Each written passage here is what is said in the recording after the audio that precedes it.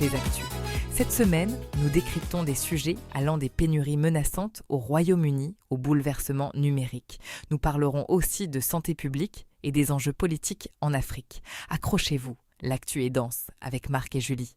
Prêts à ouvrir les clés de l'actu ? Allons-y. Commençons par une actualité qui fait trembler l'Europe.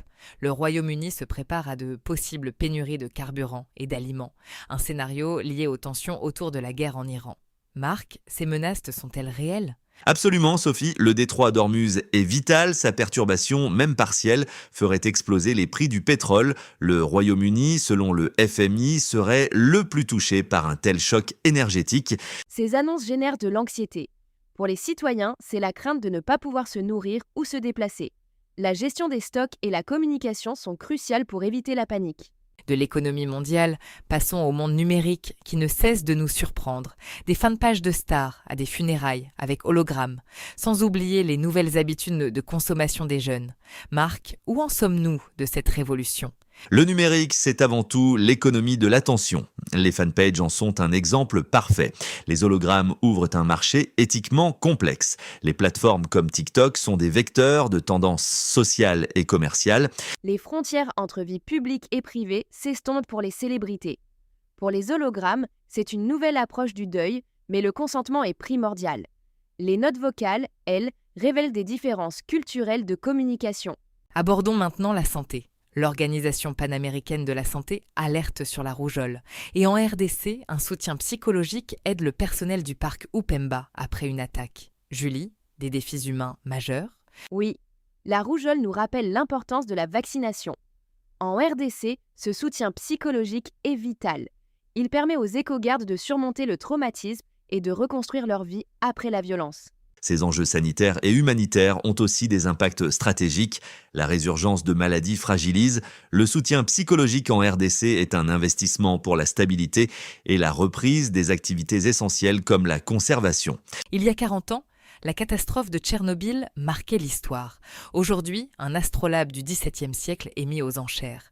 Et la reine Camilla utilise un Winnie l'ourson pour de la diplomatie culturelle aux États-Unis. Marc, que nous disent ces faits ? Tchernobyl, c'est une leçon permanente sur les risques technologiques. L'astrolabe démontre la richesse scientifique des civilisations passées et la soft power culturelle de la reine Camilla est une stratégie diplomatique classique mais efficace. La mémoire de Tchernobyl est toujours vive, un rappel des conséquences à long terme. L'astrolabe, c'est un pont fascinant vers notre savoir ancien. Et Winnie l'ourson, ce n'est pas juste un objet, c'est un symbole qui rapproche les peuples.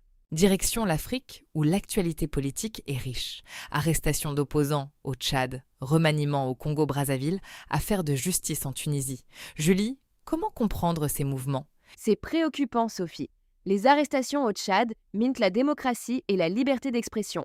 En Tunisie, la justice doit être exemplaire. La stabilité politique est essentielle pour la vie des populations. Ces événements reflètent des dynamiques de pouvoir complexes. Les arrestations sont souvent des tentatives de contrôle. Les remaniements permettent de réaligner les forces en place. C'est une période de tension et de repositionnement stratégique. Enfin, au Brésil, le géant de l'énergie Enel risque de perdre sa concession d'électricité à São Paulo. Marc, quels sont les enjeux derrière cette décision ?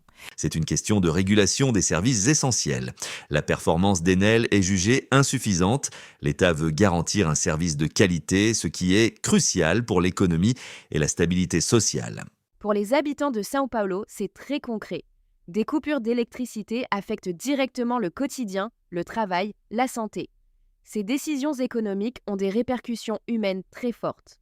C'était Clé Actu. Merci de nous avoir écoutés et à vendredi prochain.